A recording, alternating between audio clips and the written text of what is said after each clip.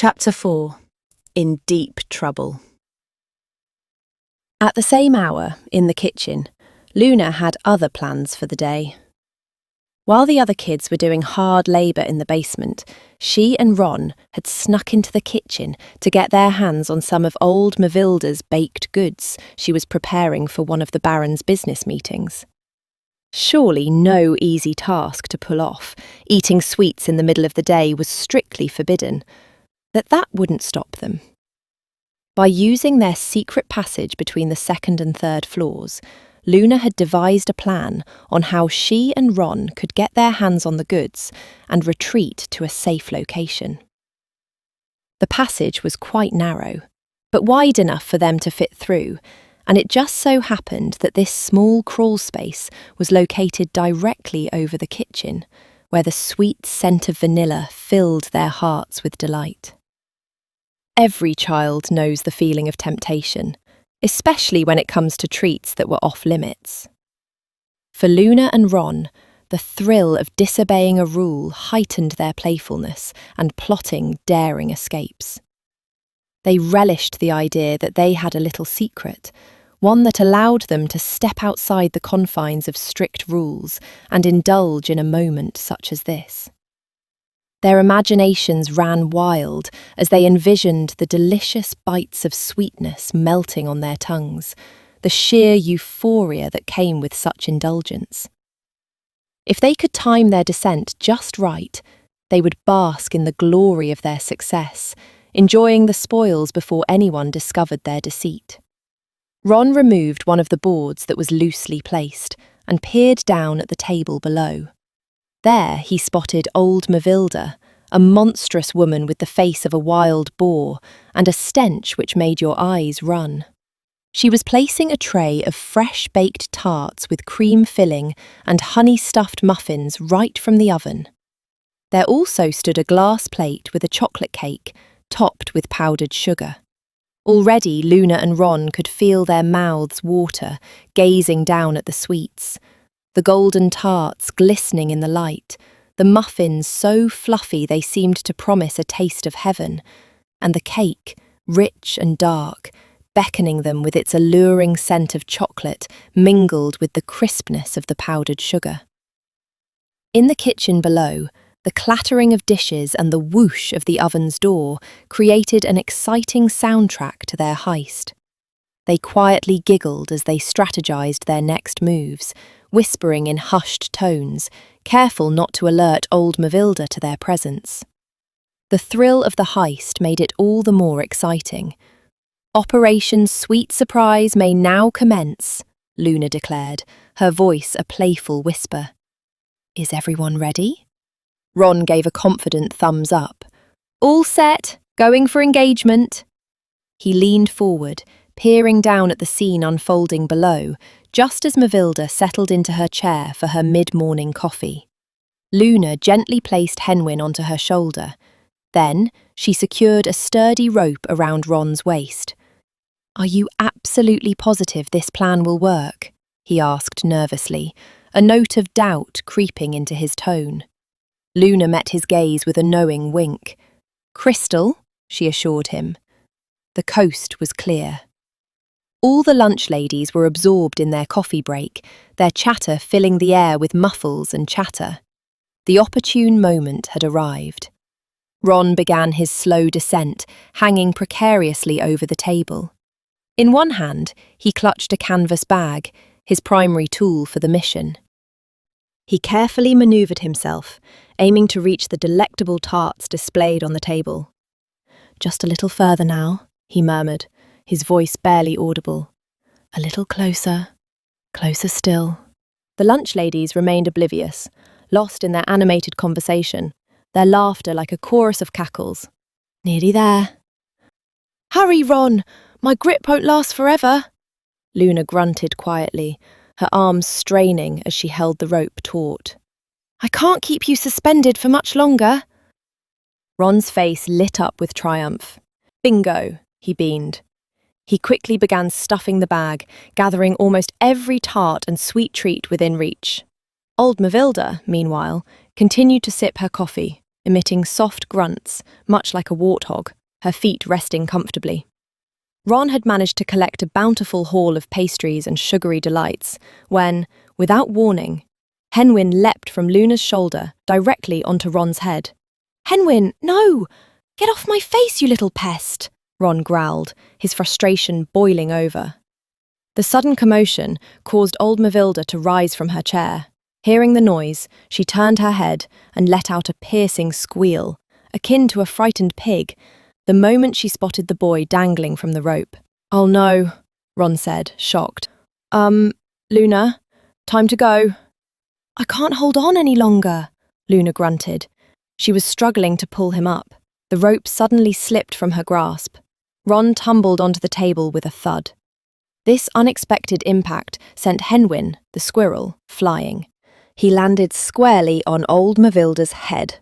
In sheer panic, she threw her arms up, letting out a howling scream as Henwin scurried down into the folds of her dress. "A rat! Get it off me! Get it off!" she shrieked. Her cries were so loud that other staff members rushed in from the bustling dining hall. They found old Mavilda on the floor, rolling around as her legs kicked and flailed wildly while she screamed at the top of her lungs. Someone spotted Henwin. One of the ladies grabbed a broom from the corner and started swinging, frantically chasing it as Henwin darted through the kitchen, left and right. The lady's pursuit was chaotic. She smashed cups, plates, and slammed one of the cabinets off the walls. "Come on, let's get out of here," Luna exclaimed. She jumped down from her precarious position. Old Mavilda managed to dust herself off, but her moment of calm was brief. Luna and Ron ran past her as she was pushed back down by a light nudge. "Come back here, you filthy vermin! I'll get you for this!" she yelled out, her face red and boiling. Luna then whistled for Henwin. The squirrel scampered from a shelf. He climbed up Luna's arm just as old Mavilda started chasing them again. This time, the pursuit moved into the dining hall. She shouted furiously. She swung her broom like a weapon. "Excuse me, coming through." "Love the shirt," Ron said cheerfully. He winked at a lady wearing a purple blouse. Her face broke into a smile. "You wretched worms, watch where you're going," an old man shouted angrily. He was clearly annoyed by the commotion. "Ron, look out!" Luna cried from behind him. Ron didn't see it coming. He slipped on a rolling tray. The tray began to slide. Ron was now steering it. He navigated through a maze of tables as the tray carried him out into the corridor. Then it went down the stairs. He rounded a corner. The journey continued to the very end of the hall, heading for the old china cabinet. It was filled with old plates from various countries, some dating back 200 years or so. "Oh no!"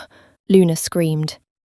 She squeezed her eyes shut tightly as a loud smash echoed from across the hall. Then a heavy thump followed. The noise was tremendous. It would have woken anyone around the household. All the delicate plates and cups were cracked. They were utterly destroyed. Shards spread all over the floor. They lay in tiny, glittering pieces. When Luna finally made her way down the stairs, she found Ron. He was lying on his back. He was right on top of the broken china. His legs were sticking straight up. They were angled against the cabinet. Henwin was there too.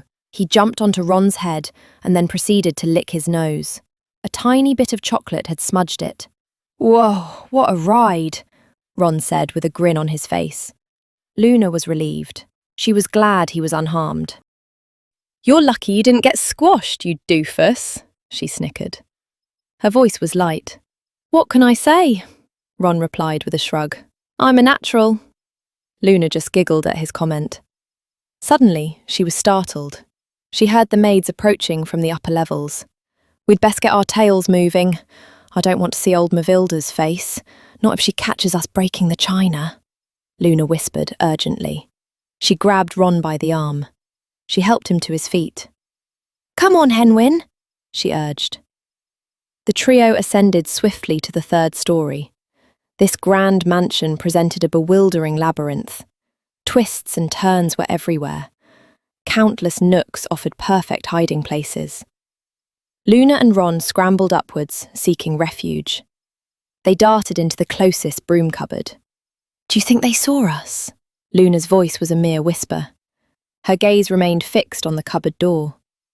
Ron met her worried look. "Let's hope not," he replied, his voice hushed.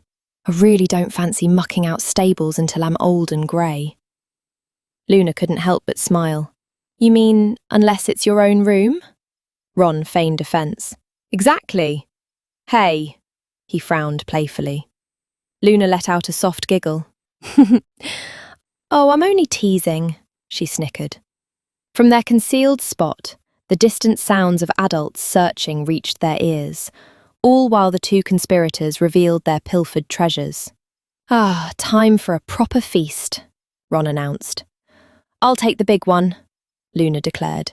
She quickly grabbed the largest tart she could find. "Hey, that was mine," Ron protested. "I'm terribly sorry, Your Highness," Luna said mockingly. "Here, have a bite." Ron opened his mouth wide. He did not anticipate the tart being thrust towards his face. Luna dissolved into laughter. "Oh, is that so?" Ron said, a mischievous glint in his eye. "Well, don't forget about the sprinkled ones." He picked up a chocolate muffin. He gently pressed it into Luna's face. Ron flopped onto his back. He was overcome with mirth. Luna, still chuckling, stuffed a couple of biscuits into his mouth. She found the whole situation so funny that she completely forgot about the cake perched in her hair. "Oh, you are so dead," Ron declared with a playful grin. He sprang up. He landed on top of Luna, and he began tickling her relentlessly. She was forced to yield to his onslaught. They tumbled around, their laughter filling the small space. They continued to stuff each other's faces with treats. Suddenly, the cupboard door began to rattle. Luna quickly sent Henwin off to hide just as the door burst open. Old Mavilda stood there. Her gaze fell upon them. Her expression was intense enough to ignite the room. "Uh-oh," said a startled Ron. "Busted," Luna agreed sheepishly. After a brief period of tidying up, she and Miss Podds guided them towards the most imposing office within the entire establishment. It was here that they were to face the Baron himself and be held accountable for their utterly deplorable conduct. Von Derrick's office was a space of immense grandeur, reminiscent of a vast cathedral with obsidian pillars lined with gold. It boasted 8 large windows, 4 gracing each of the opposing walls, bathing the room in light. A magnificent, intricately woven carpet covered the floor, its patterns skillfully woven. Dominating the room was a desk crafted from pure marble, positioned to catch the light before a large fireplace that appeared to have remained cold and unused for an age. It was widely understood that Von Derrick suffered from obsessive-compulsive disorder. This trait manifested in the office's impeccable condition. No matter where one directed their gaze, the space was immaculately clean. The floors shone with a mirror-like sheen, reflecting the light. Every framed picture and decorative pillar, right down to the surface of his imposing desk, possessed an undeniable sparkle, a testament to constant, meticulous attention. Old Mavilda, her face a mask of outrage, was already addressing the Baron, her voice strained with emotion, screaming at the top of her lungs. "She is a menace, I tell you! Not only did she manage to spoil nearly half a dozen desserts, but she utterly ruined my entire kitchen. She violated my staff, shattered priceless china, and to top it all off, she destroyed my dear grandmother's cherished apron. And she did it with that nuisance. And then there was this rat running about." "That's an outright lie," Luna interjected, her voice firm despite her apprehension. "Sir, I assure you there was no rat present. Ronald and I, we were merely engaging in a bit of light-hearted fun. We certainly had no intention of causing any damage whatsoever. You will speak only when you are addressed, young lady, Mavilda screamed, her fury palpable as her face turned red. I have endured more than enough of your antics and schemes to last my days, she shouted. Your reckless actions and childish immaturity have already caused far too much trouble in this institution. I strongly suggest she be sent to work in the village like all the others, far removed from any potential distractions. Perhaps there she might finally learn a modicum of proper behaviour and responsibility and begin to act her age. That is not for you to decide, Luna snapped, attempting to voice her objection.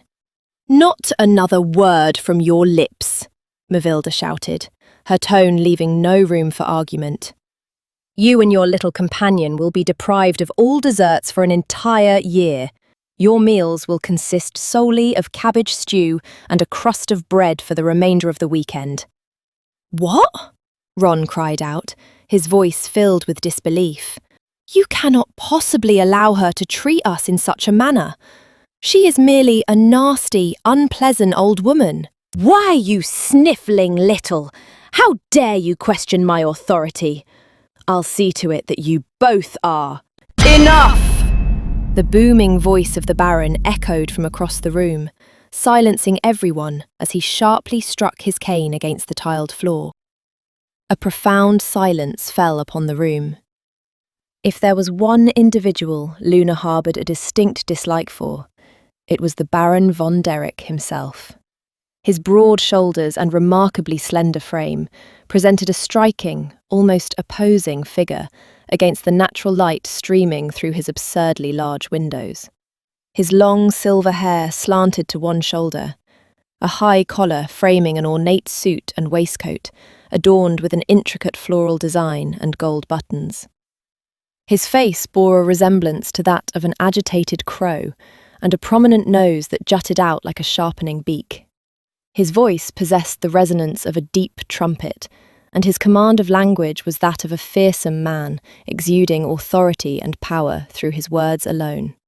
Many of the staff members rarely dared to challenge his directives, and when he chose to speak, it was as if the very air in the room turned to ice, plunging the entire space into a deathly stillness. You may take your leave. I'll take it from here. Yes, sir, Mavilda said, offering a slight, fearful bow. She then exited the grand chamber, pulling the large doors shut behind her. Luna and Ron remained frozen in place, like statues caught mid-stride. Miss Pod stood with them, equally as the Baron paced from the window towards them. 1,500 gold pieces of ancient china, and half a dozen desserts wasted and ruined. And now, an unwelcome creature scouring through my halls like a parasite. Tell me, how is it that two young, ungrateful pests can cause so much trouble on a single day, and yet take no responsibility for their actions? Well, let me assure you, such an act is not tolerated. Luna and Ron stared fixedly at the floor. They hadn't noticed the Baron's approach, their hearts hammered against their ribs. Von Derrick pinched the bridge of his nose. Petulant child, he growled. I took you in, gave you food and shelter, and this is how you repay my kindness. Running around like dogs, ruining priceless artifacts, not to mention frightening my staff with your antics.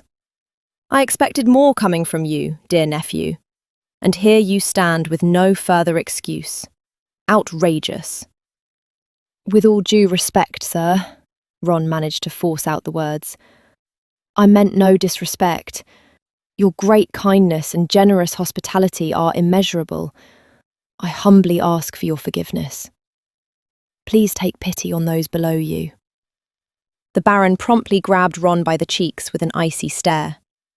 Luna watched, stunned. Her blood began to boil. Flattery will get you nowhere, boy, the Baron growled yet again. I know my place. I say it's time you do the same.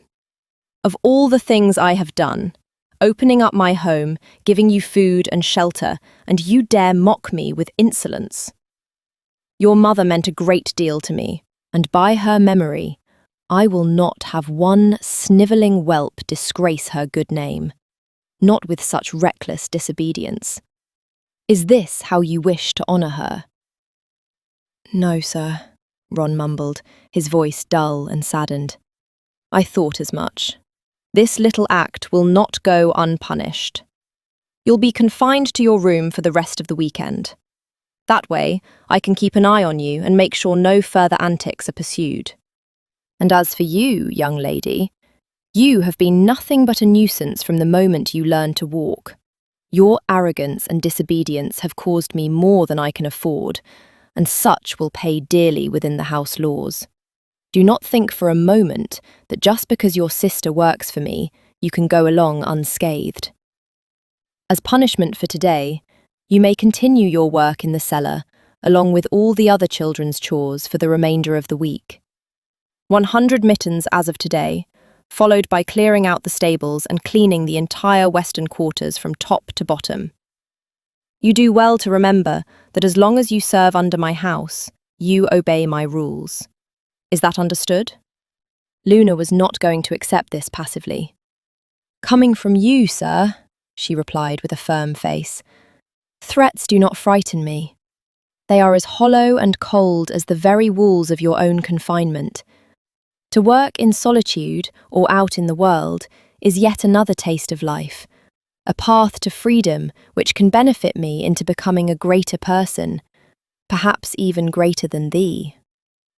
You may have blinded the others with your grand speeches and adequate demeanour, but I see you for what you really are. Kvitos sklankva." The Baron's face flushed with anger. It almost seemed to boil. Without warning, he struck Luna so hard across the face that she tumbled over, her blood turning to ice as she stood back up with her hand covering the bruise. "You will come to regret those words, Flevon," he snarled, moving in closer, his eyes like two black pits devoid of joy, springing from corpse-like skin, like all the warmth that once was had been drained. "You say you wish to become great. Then allow me to enlighten you. For every blood spilt in the flames of war, a soul comes crawling from the mud, seeking comfort or instill dominance against their peers, to stand above the lot, only to see the light drawn from their lips when the storm brews and they have nowhere else to run. You speak of freedom as if the world would open its doors for you, leading on to the path of glory and riches.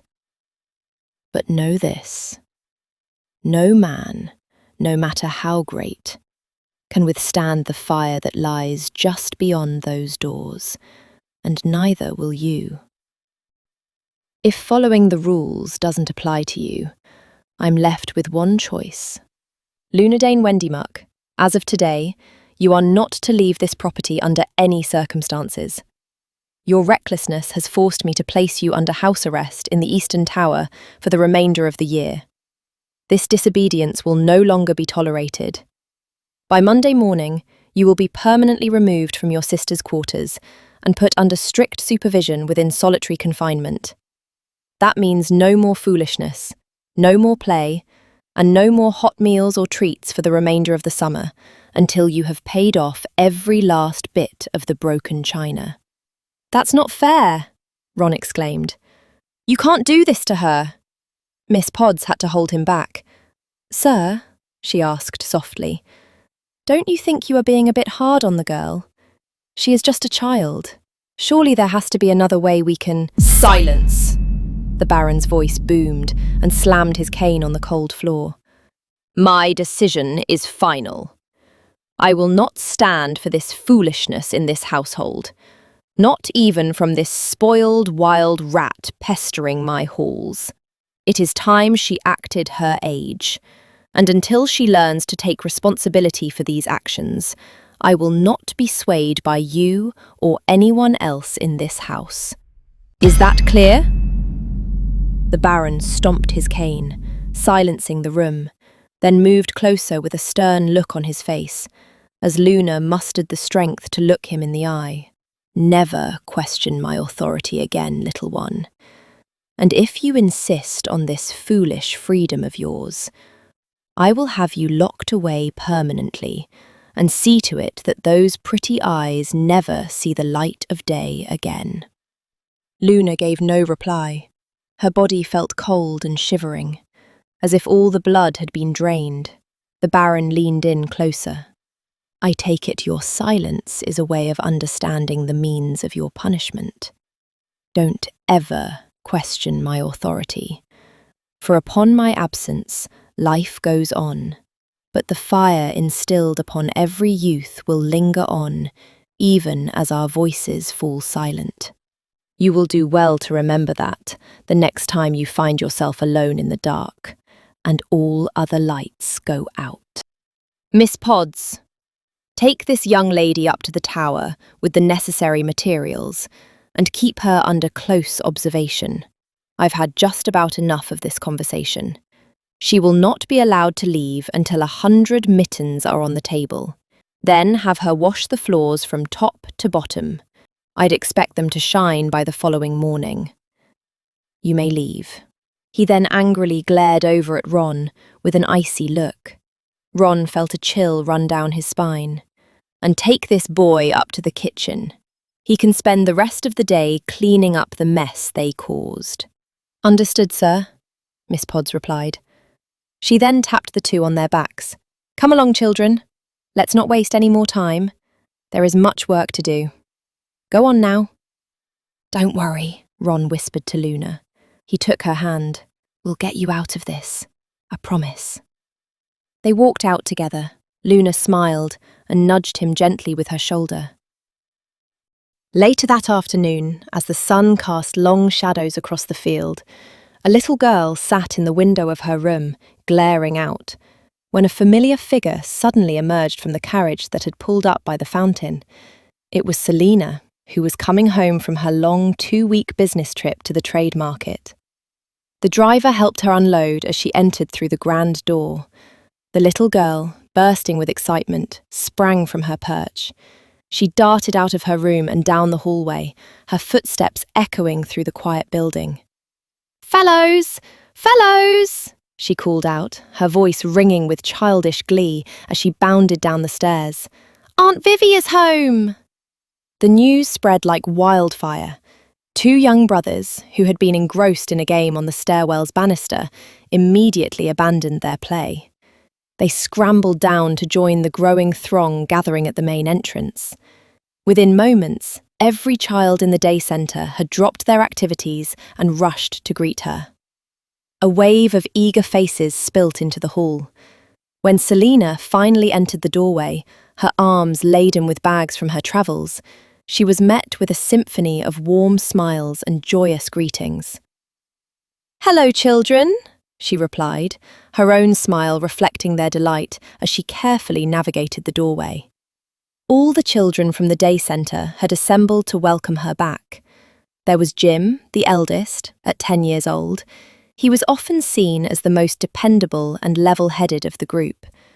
Beside him stood 8-year-old Maywa, known for her spirited personality and for her watchful eye over the younger ones during their outdoor games. Some of the children even playfully referred to Jim and Maywa as the informal leaders of their little community. Among the excited faces was 9-year-old Timmy.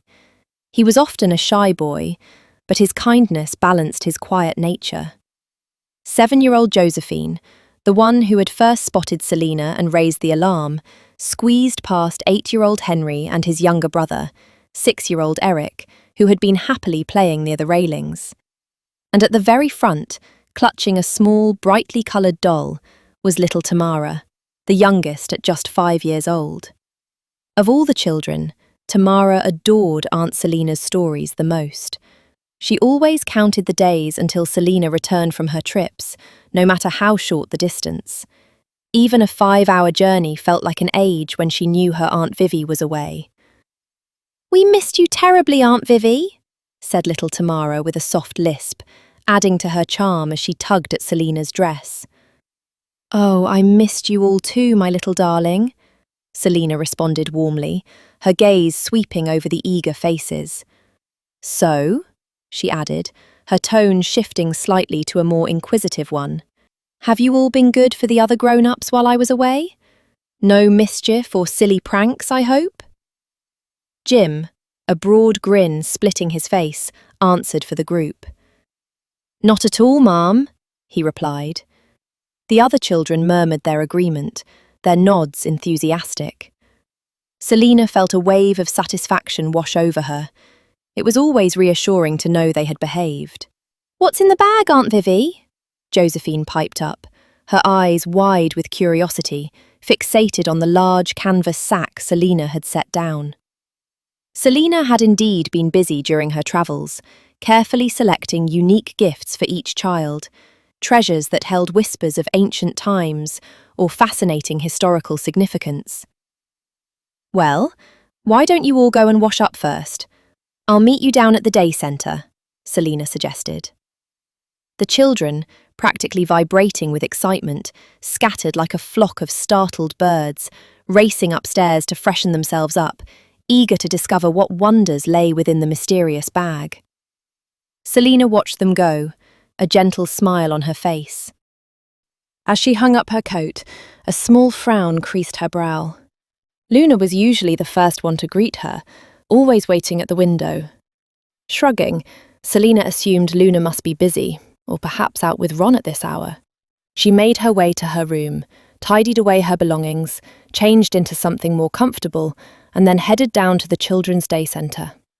As Selina approached the door, the excited chatter of the children spilt out a chorus of anticipation about the contents of the mysterious bag.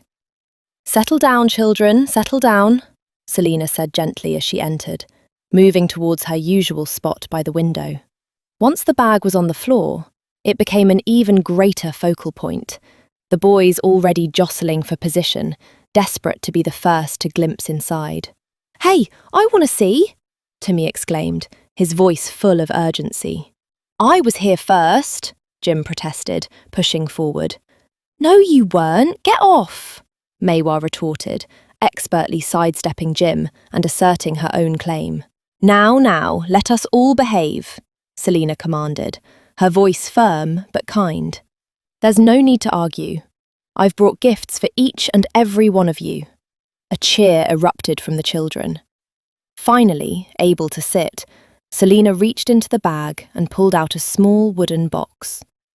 It was intricately carved from rich oak, inlaid with shimmering silver lines, and a delicate leaf pattern that spiraled upwards, forming the image of a majestic tree. "This beautiful little box," she explained to a captivated Tamara, "I found in a market far to the east. A very kind gentleman told me it once belonged to a young princess.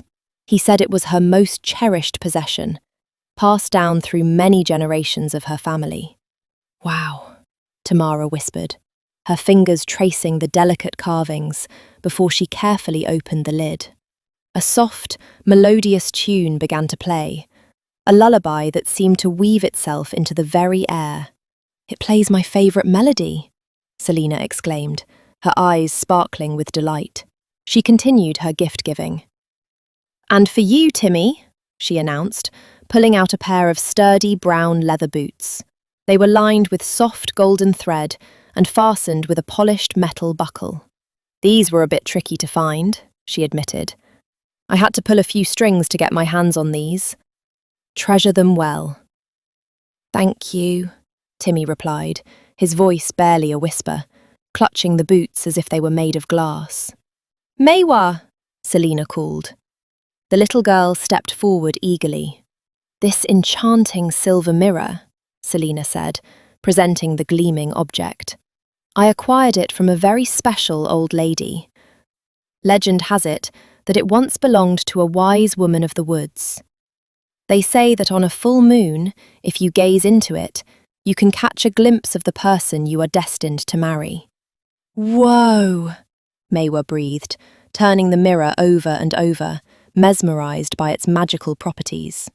As Selina continued to distribute her gifts, news of her return had somehow reached Ronald's ears. He hurried towards the children's centre, but the moment his feet touched the doorway, he stopped dead, rooted to the spot, as if frozen or somehow impossibly stuck. The other children, engrossed in their new treasures, paid him little mind. Henry and Eric admired their matching white silk shirts. Jim beamed in his new blue blouse and captain's hat.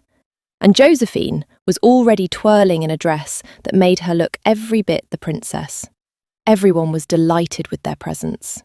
Ron, however, felt a strange paralysis, unable to move a single muscle, his legs as heavy as lead, his feet firmly planted at the threshold. Selina still had one more gift nestled deep within her bag, a special surprise she had saved for someone in particular. "Well, hello there, handsome," she said, spotting Ron at the door. "Glad you could find the time to join us this evening." Her soft smile and luscious eyes made Ron's blood run warm, and his cheeks turned red. He felt very nervous. "Welcome home, my lady. You look very lovely this evening," he stammered. Selina smiled with a blush. "Oh, why thank you, kind sir. Don't worry, I didn't forget about you." She gestured for him to come inside. The other kids were mocking him, but he didn't care. Selina got up from her chair and walked towards him. She knelt to his eye level, took out his hand, and placed within it a small, rusty dagger with a bronze hilt shaped like a cross with silver highlights. "This is an extraordinary device.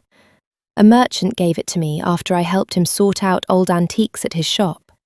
He told me that a long time ago it once belonged to the mighty king Zerai, the fourth ruler of the old religion, and that whoever holds this dagger carries with them the flame of the lion-hearted, as a symbol of bravery and truth." "Thank you, my lady," said Ron, blushing. Selina ruffed his hair and kissed him on the head. "Now," said Selina with a high voice, "has anyone here seen my sister around? I assumed she'd be here, reading for you by now." All of a sudden, it was as if the room had turned deathly silent. It was clear that something had gone wrong, and Selina knew it all too well. She palmed her face, turning toward the kids. "What did she do now?" she asked with a sigh of exhaustion and slight panic. Luna, in trouble again, was not unusual to her, as it had happened on more than one occasion, which always left Selina to take the blame for her mistake. This had caused a feud between the sisters over the years, resulting in many quarrels and disagreements lasting days or even weeks. Raising a teenage girl by herself, with no parental advice, can be difficult, but in the end, the two always found ways to work things out. "All right," she said, strictly, and her soft smile became stern. "I want the truth, and I want it now." "Ron?" Instantly, his body froze. "Did something happen while I was away?" she asked, but Ron just kept looking down at the floor. "Ron, don't play games with me. Just tell me what happened." She was horrified when she found out what the Baron had put her in. She felt so angry that she stormed out of the room and toward Von Derrick's office. This had gone too far, Selina thought, and had summed up everything she needed to get off her chest, imagining herself bursting through his door and confronting him about his abuse of power and child endangerment. As she reached the door to his office, her body suddenly froze. She couldn't take another step. The air suddenly felt thin. She experienced cold and hot flashes, and it was as if her whole body had turned to stone. Deep down, she felt afraid. Von Derrick was at his desk having tea when there was a slight knock at his door. The housemaid opened it, and Selina stepped forth. "I need to speak with the Baron," she said, with a shake in her voice. "Oh, I'm sorry, my dear," replied the maid, "but Mr. Von Derrick isn't seeing anybody today." "It's all right, Madam Welch," she heard the Baron's voice echo from across the room. "She may enter." The maid let her inside and went out into the hall so the two may speak in private. The Baron set down his cup. "I take it you're here to place a statement." His deep voice was like a rumbling lion waiting to strike. Selina at last found the courage to speak. "Forgive my intrusion," she said nervously and bowed. "I'm here on behalf of my sister. With all due respect, sir, please find it in yourself to reconsider your punishment. I know she can be reckless, and at times she can be a piece of work, but I beg you, locking her up away from the world will only enforce her wild nature." "Would you rather I sent her away then?" said the Baron, strict, cold and unmoved. "Left to starve in a ditch somewhere of the coast, like a wild rat." Selina was horrified at the thought of it. "Oh no, sir," she pleaded. "The world may not be ready for one so young, and with the war going on, I fear she might be taken away, perhaps even worse. I could never live with myself if something happened to her. I would gladly give my own life rather than see one so innocent suffer." The room was quiet for a bit. Then the Baron rose from his chair. "Understand this, Miss Fay. That girl has cost me more than 15 years of welfares and property damage. Cracking doors, broken windows, smashing up china, undermining my authority at every turn, and yet you come here every day, taking responsibility for her reckless actions. It seems to me that you favour punishment more than your own well-being. When I took you in, I sought nothing but obedience, a chance for a new life, and you repay me by raising a wild, insubordinate housewrecker who does anything in her power to undermine my authority. Is that the kind of upbringing you want for these children?" "No, sir," Selina replied, barely above a whisper. "I thought as much. If that girl knew anything about discipline, she'd know to follow the rules like everyone else. Ethics is what separates us from the animals, and we do not take kindly to misbehaviour. Your sister knew the consequences and must, therefore, learn to take responsibility for her actions. My decision is final." "Then punish me," Selina argued back. "If it means money, I'll pay off whatever I can, but I beg you, sir, to reconsider. She's only a child." "You drive a hard bargain, Miss Fay," the Baron replied. "A most admirable offer on your behalf. But if she's indeed just a child, then I must treat her as such. But a kind gesture might just reduce said punishment, if not by a slight convenience." "Sir, please, I'll do anything." Once again, the eerie silence filled the room as the Baron walked over to the window, deep in thought.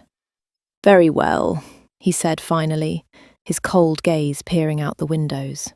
"She may remain at your side, but her punishment for today's actions is still valid, if not prolonged slightly, given the girl's foul wordings, which I will not tolerate.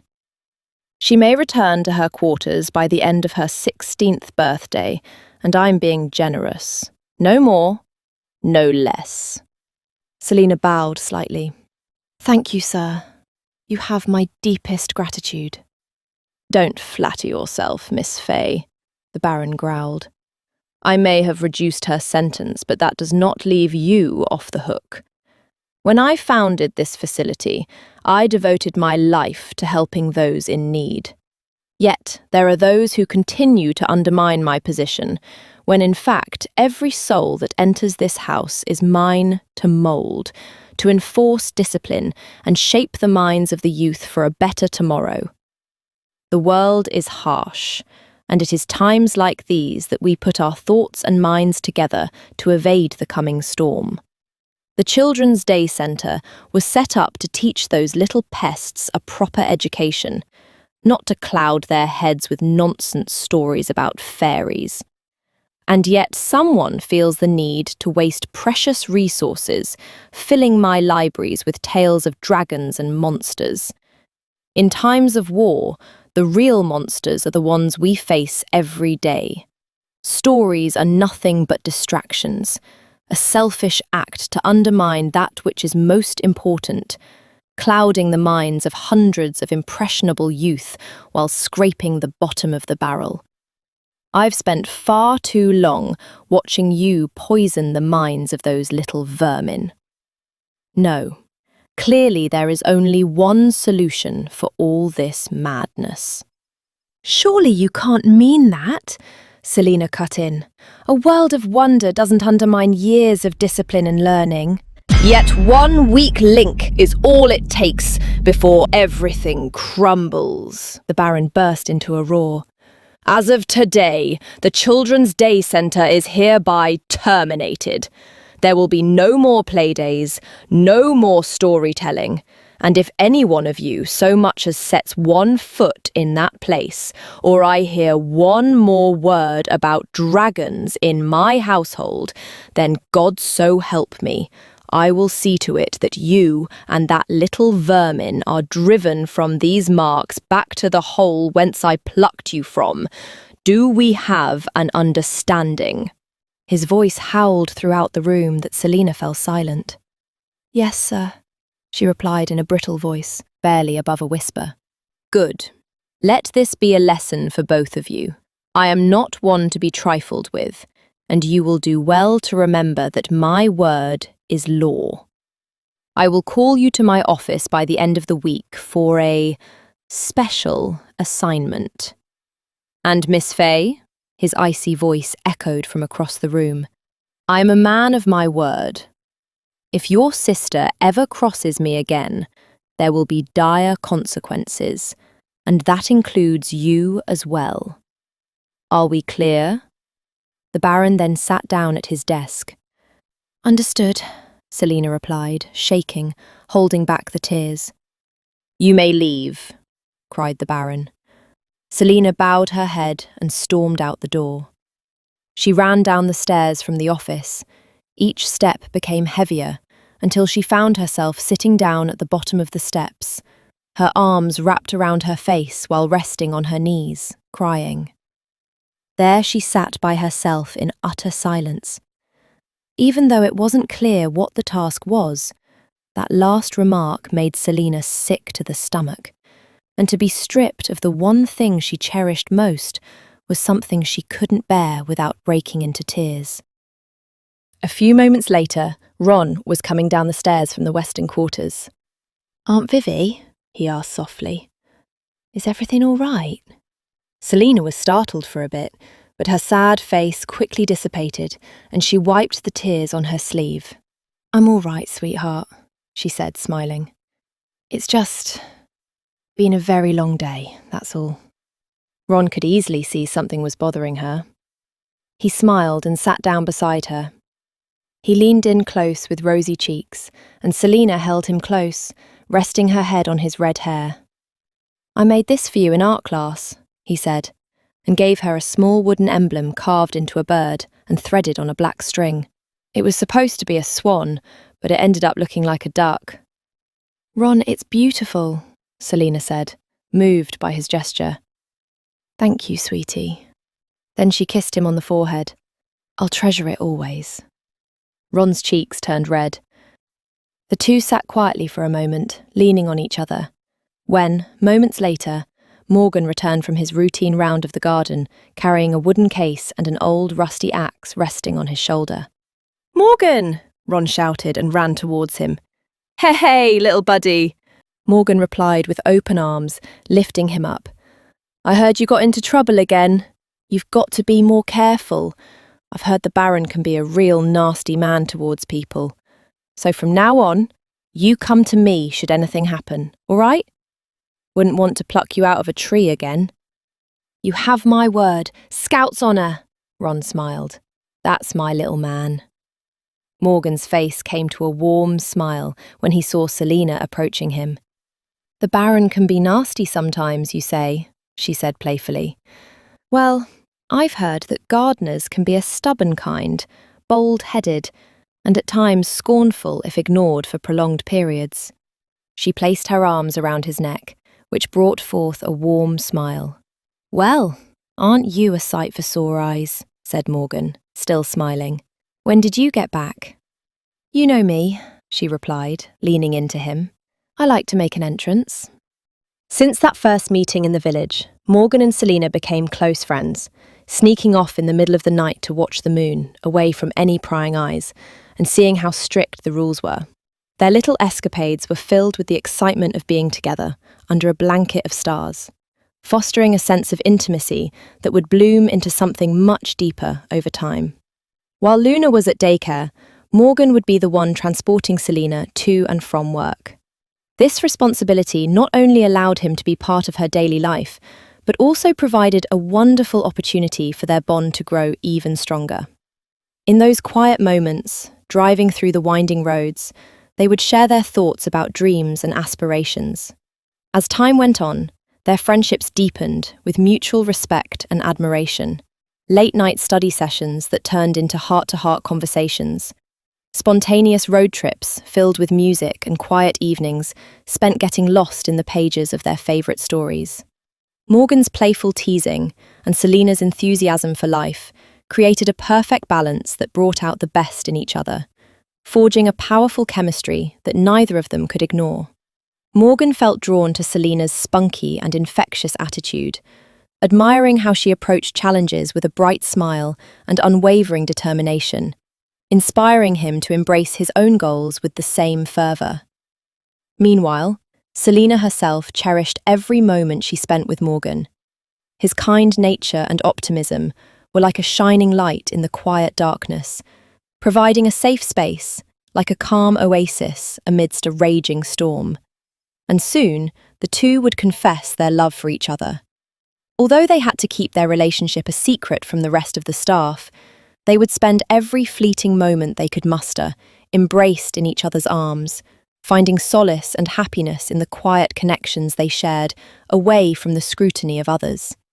This clandestine relationship only further solidified their affection for one another.